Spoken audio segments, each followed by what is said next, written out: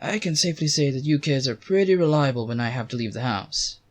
The place is clean, you kids made food, even one for me, and one of you even kept watch outside with my crossbow. That was a joke, by the way, you didn't have to keep watch, but I appreciate the enthusiasm. You were the one outside, right, on watch? I should probably teach you how to use that. What did I do in town all day? Well, I bought groceries. The kitchen was looking a little empty. So why am I fully geared up? I knew you kids would ask. It's nothing important, I just had to go check something out before I entered town. You kids are probably surprised at seeing me wear my old equipment. This is what I wore almost in every story I've talked about. It's a little nostalgic to be wearing all this again. Anyway, I'll hang the sword back up and take off the armor. It's a little late, but I'm not that tired. I'll think of a story to tell when I get back.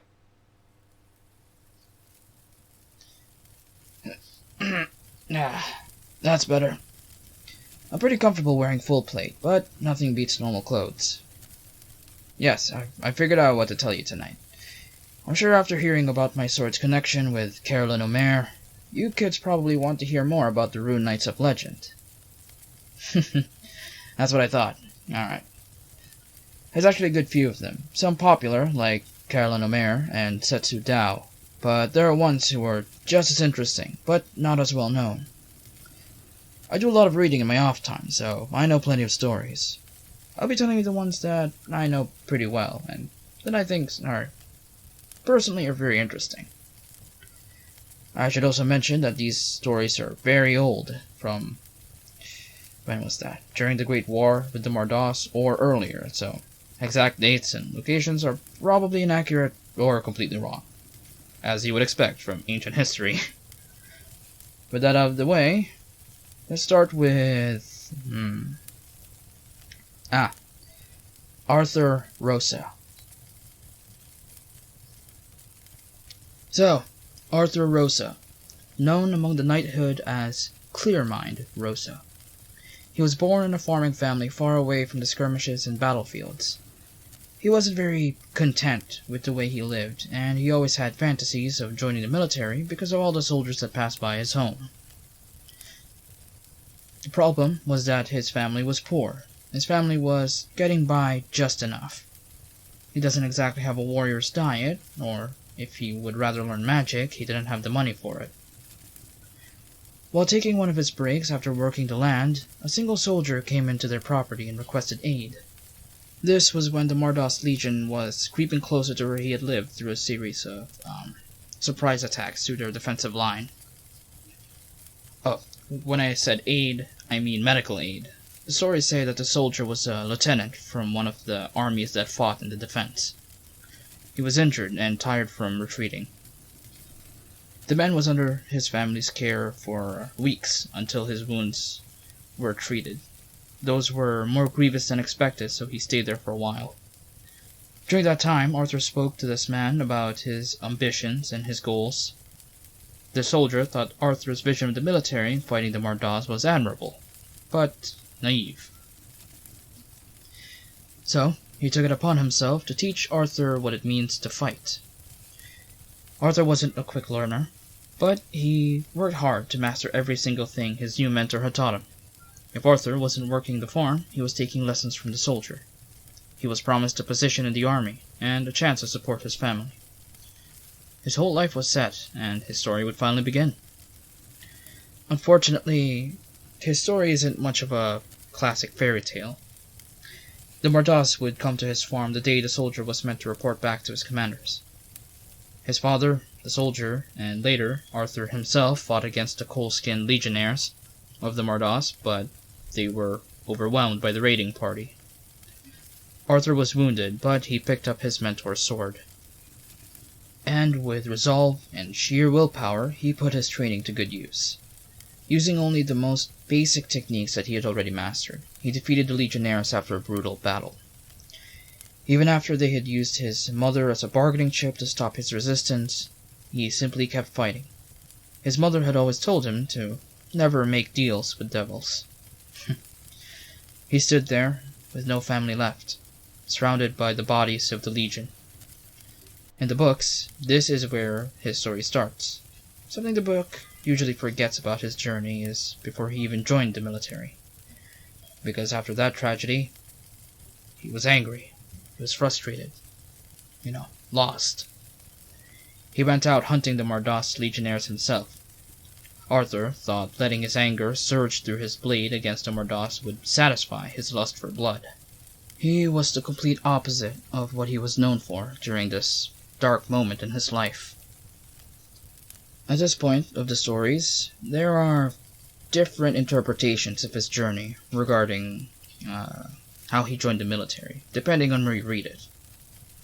A few accounts say that he met a monk that taught him and gave him a better direction in life, entering combat with him and being proven that his violent and heartless combat style was useless.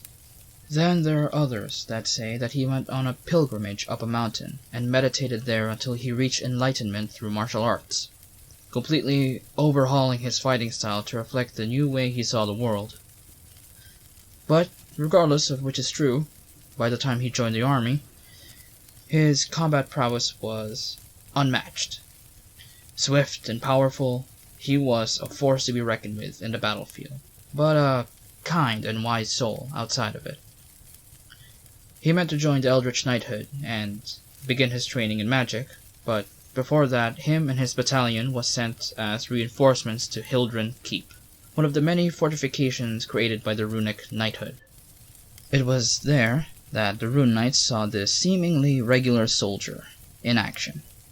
While he fought alongside his comrades in formation, he excelled in single combat, wielding only a basic longsword and not even carrying a shield. He would cut down squadrons of legionnaires, whilst evading every strike that came his way. He had the footwork unseen of any common soldier and strength that surpasses even a Mardos legionnaire's magically enhanced body. The Rune Knights say that his body never stopped moving when the Mardos forces began to focus on him and only him. Every single motion was purposeful and relentless. Some even say he always fights with his eyes closed, relying only in motion and sound. Crazy, right? Anyway, it was after that fight that the Rune Knights spoke with him. Arthur didn't join right away. He wanted to know what they were about first. Only after working alongside the Rune Knights and learning more about their history and ideals, he joined them and studied alongside them. He rose through the ranks through missions where the Rune Knights were called. The Rune Knights were seen as elite soldiers during the Great War, but Arthur was still among the best, even among them.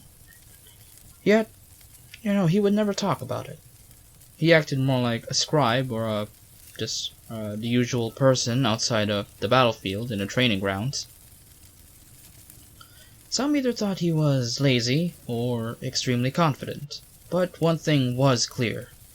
He was humble, and he lived a life of balance.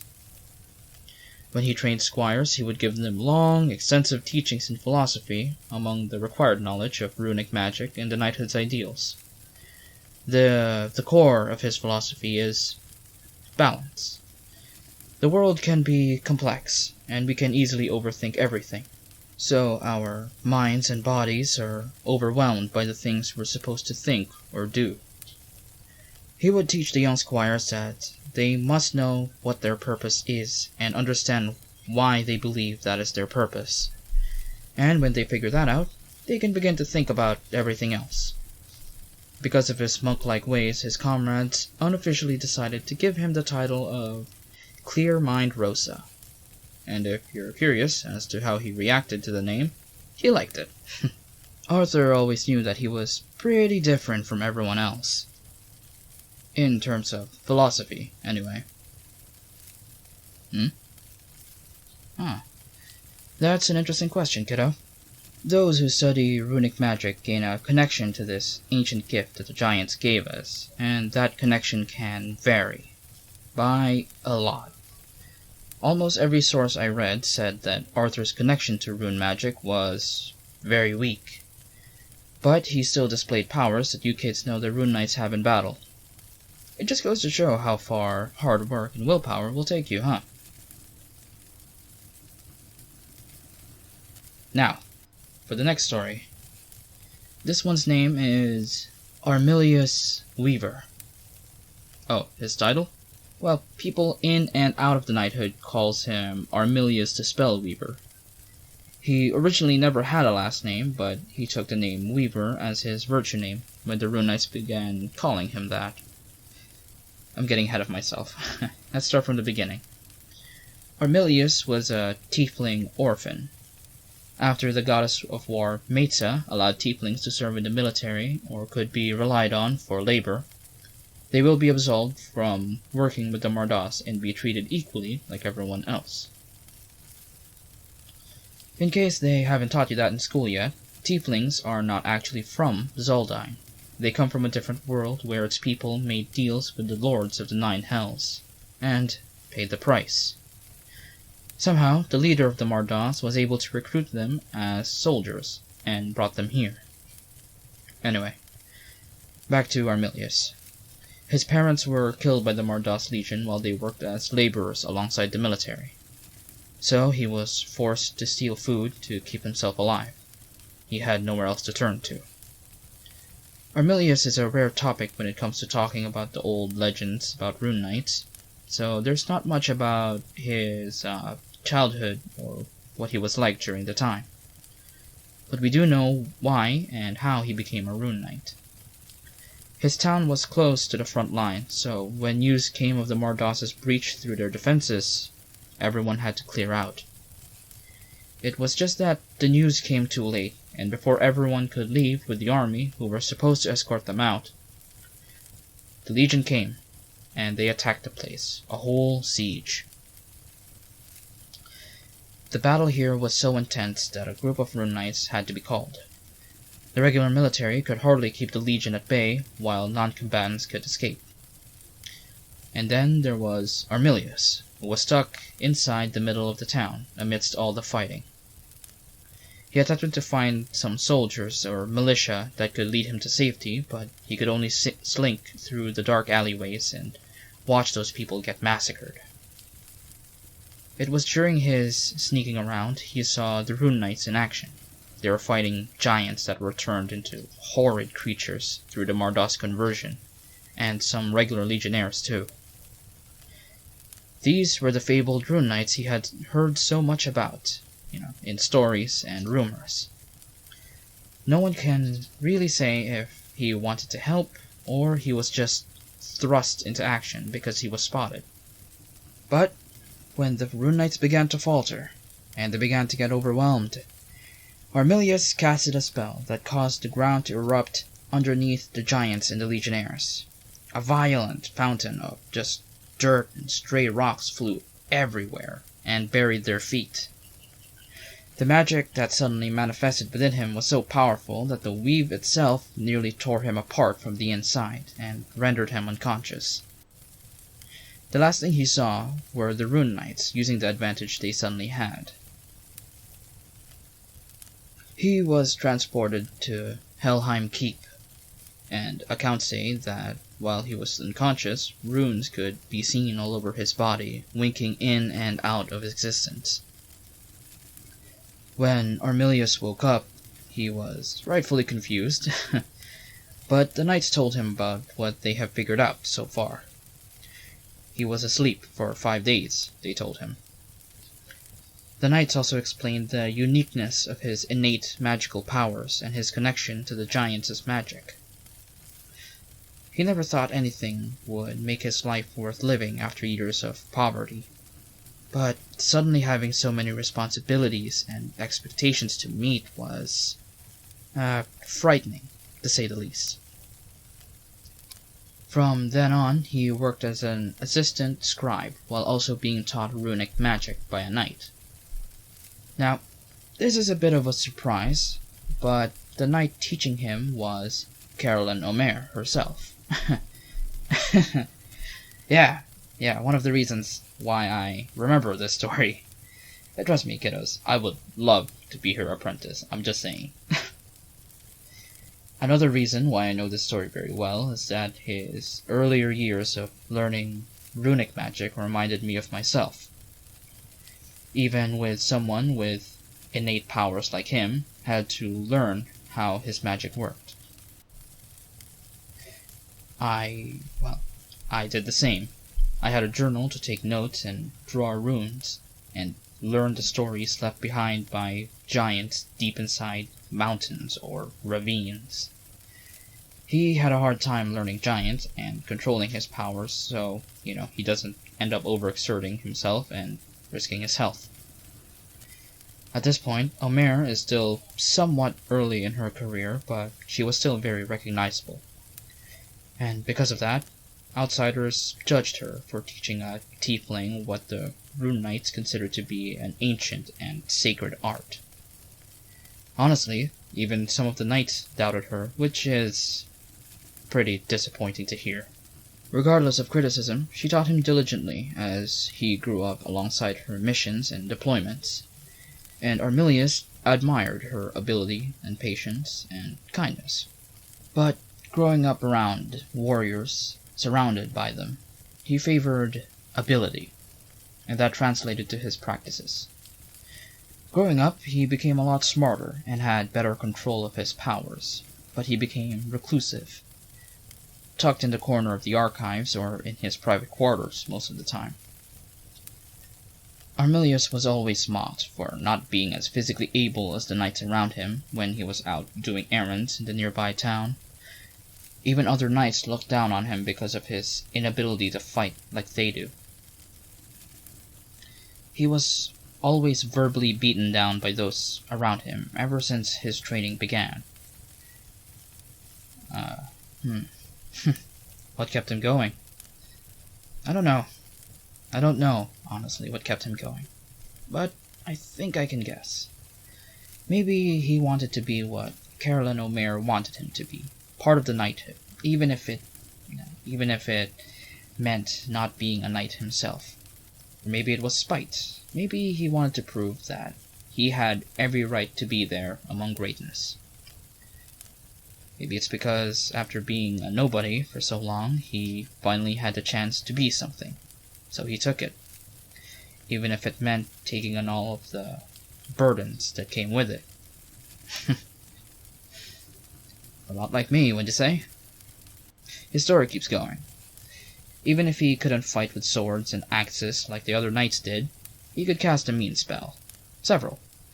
And he could use his runic powers to defend himself and others, reveal hidden glyphs, and even negate enemies' defenses with his offensive magic. He was no slouch in combat. He was brought to places similar to where I went to when I looked for runic marks left by ancient giants. Since he could detect them much easier than the knights could, he was essential to their missions. Even then, he didn't like other people. Accounts say that he had very few friends, but those friends he did have, he treated as if they were family. This included Karalynn Aumaire, and she acknowledged this, of course. She was happy and satisfied to see Armillius make something of himself despite the hardships. Later in life, he began to go on standard assignments as part of a team of knights, and he became one of the main reasons the knighthood began accepting mages into their ranks, Armillius becoming the leader of these new units. He was technically a sorcerer, but he knew talent meant nothing if he didn't hone it through study, and he made sure the mages that studied under him knew that. He was known to be strict and a perfectionist, but he still showed genuine care for his students to succeed, similar to his own mentor. So, do you kids have any questions about this one? Okay, that's a good one. He was given other names by his fellow knights, but you know how he felt about them. He was also called, what was that? He was also called Armillius the Rune Child. That's actually what most people called him, even if they knew his name when he was younger. So, he was probably tired of hearing it. Now, of course, this is the one you kids were expecting. Karalynn Aumaire the Undaunted. the successor of her father later in life, the previous elder of the Rune Knighthood, Aumaire. She grew up in a prestigious family with no siblings or mother, since she passed away from Karolynn's birth. Being the only daughter of a noble family wasn't easy, but luckily her family wasn't just any family. While her father wanted a son to train, so the other members of nobility would not interfere with her training, he saw potential in Karalynn almost immediately. Despite what she becomes later on, she was pretty introverted. She was intelligent and loved to read outside of training. She even played chess. That gave her a whole line of suitors to pick from, but early on, she knew she had a role to fill. And even she admitted that succeeding her father and becoming more than what he had achieved was something she couldn't wrap her head around during her younger years. What did you think of them? I wish I knew. I'm honestly kind of curious too, but she's known to avoid that question like the plague. It's those little things that remind people that she's still a person like us. That's probably why she's so well known and well liked. But anyways, because of her family's status and her father's position, she could be inducted into the Rune Knighthood. But she insisted to serve in the regular army first to know what it was like to be the common soldier. She knew what kind of position she would have once she became a Rune Knight. She would be seen as an elite, one of the best, and most importantly, commander. Karalynn couldn't become a leader without knowing the hardship and limitations of being under a leader herself. She grew up to be like her father, righteous and just, and she was putting his teachings to the test even if it was inconvenient for everyone involved. And by everyone, I mean her father and herself. In the army, she excelled as a vanguard soldier, wielding heavy weapons and wearing heavy armor. And she was one of the few humans who were with the vanguard units, those units mostly consisting of orcs, half-orcs, and warforged. It wasn't long until she became a general, carrying a halberd into battle atop a horse and leading charges and hitting the legion where it hurt. Her final campaign as part of the army was taking a city back from the legion's grasp. It took 2 days to siege the city and destroy their defenses, and 1 day to take the city with half the men the Mordos Legion had. Large squadrons led by elite cavaliers swept through the city and taking grounds with overwhelming speed and strength. One of those cavaliers being her, obviously. The importance of the city was so great that the goddess of war herself appeared to support the troops attempting to take it. She meant to appear earlier, but the other places required her presence. To her surprise, the whole city was already occupied by one of her many armies, and it was thanks to a general who was currently still coordinating healers to tend to the many injured soldiers that she had. I've heard a lot of sources saying that Karalynn actually dismissed the literal goddess of war herself in favor of hearing reports from her scouts, because she didn't notice it at all. The gods, when they were still walking among us, they liked looking like the average person to see what it was like to be one of us. To what end, I don't really know. I'm not a priest. Meza actually didn't mind that she was ignored at first. She could respect Karolynn's dedication to her duties. When Karalynn realized it was Meza, she saluted, seeing her as a commander first and foremost instead of a goddess, which was true in a way.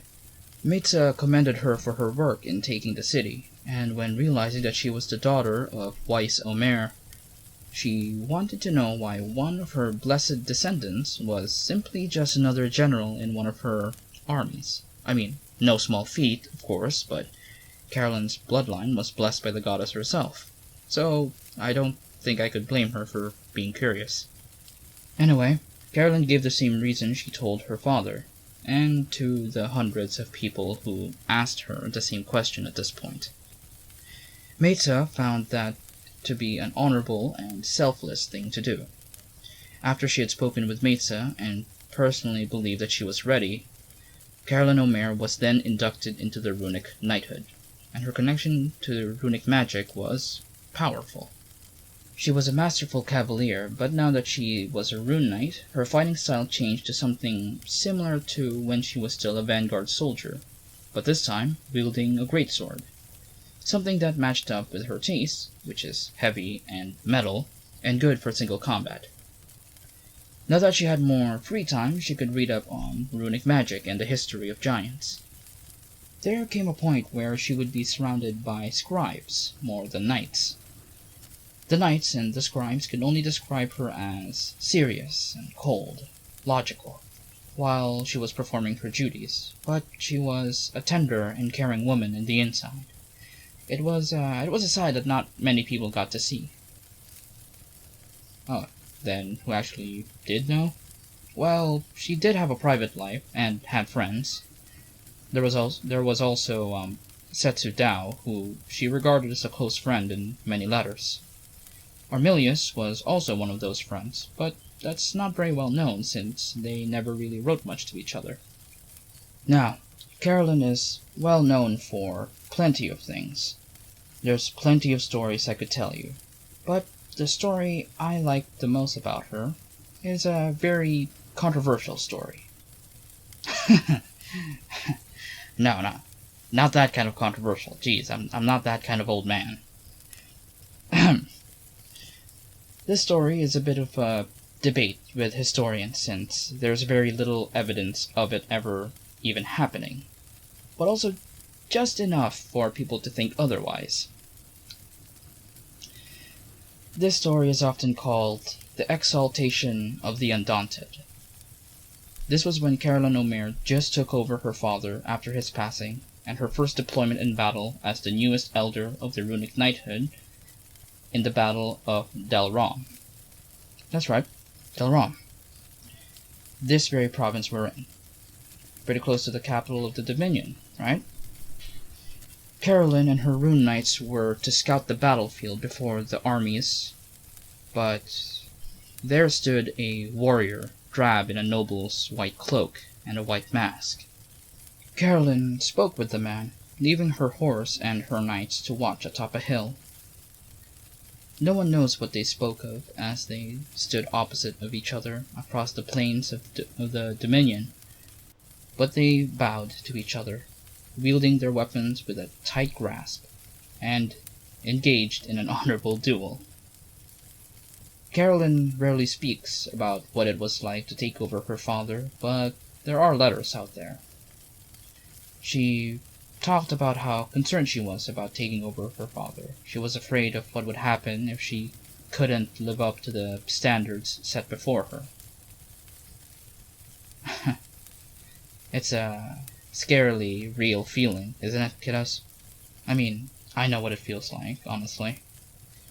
I brought that up because, now that she was the elder, these were the things that clouded her mind constantly since the death of her father.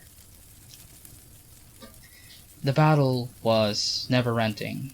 The mysterious warrior that fought her had moved with inhuman speed and strength, an unforgiving enemy that took every opportunity to strike her down. It was a battle that spanned for 3 days. Karalynn fought with all of her might, tempering her mind and body as the fight went on. A warrior like her could not bring weakness to a battle, and her duel with a stranger taught her that. She was nearly killed multiple times, being knocked down and repeatedly disarmed, but she kept fighting. She kept fighting and trying, despite her weakness, despite the imbalance between her and this strange warrior. Karalynn fought until her armor was torn and every ounce of her runic powers have dissipated. Even her enchanted greatsword from the knighthood was at its breaking point.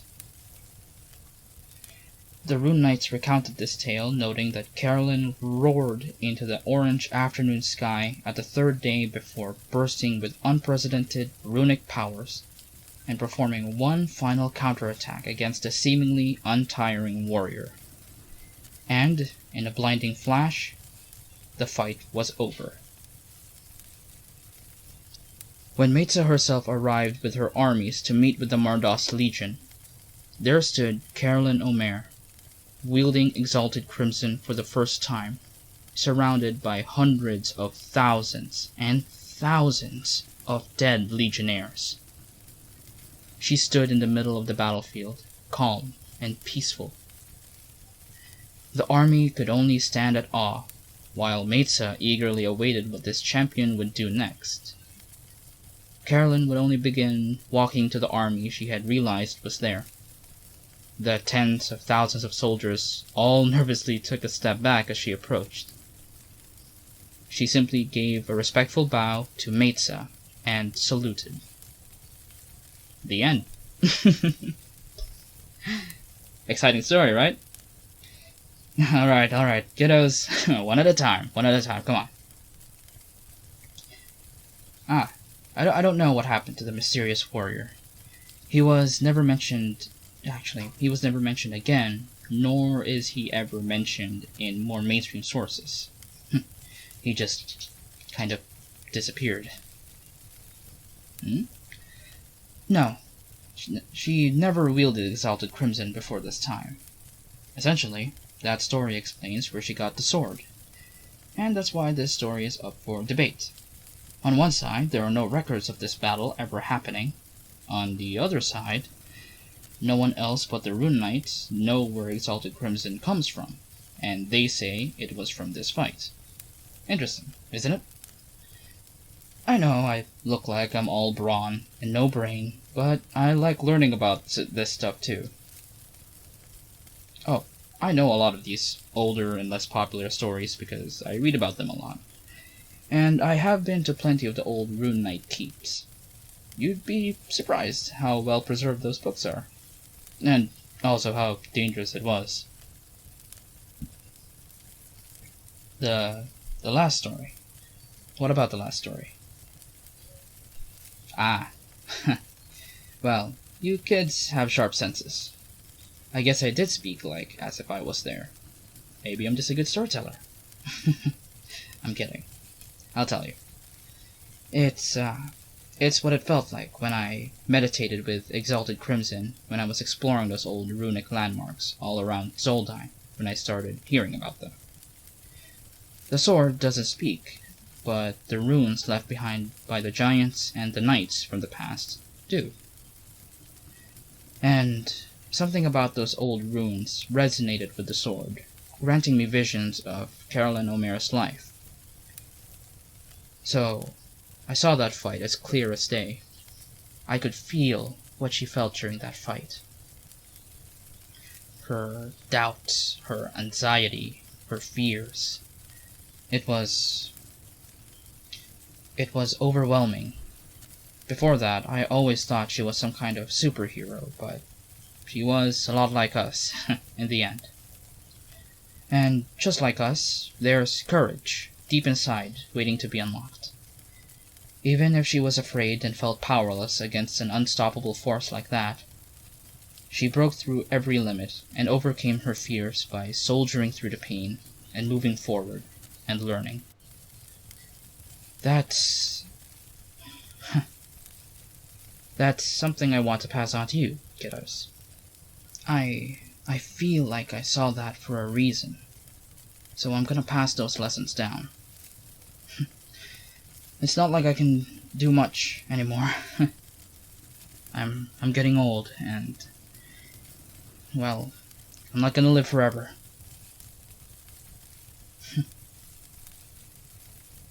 Oh, well, you kiddos are just the sweetest things on the planet.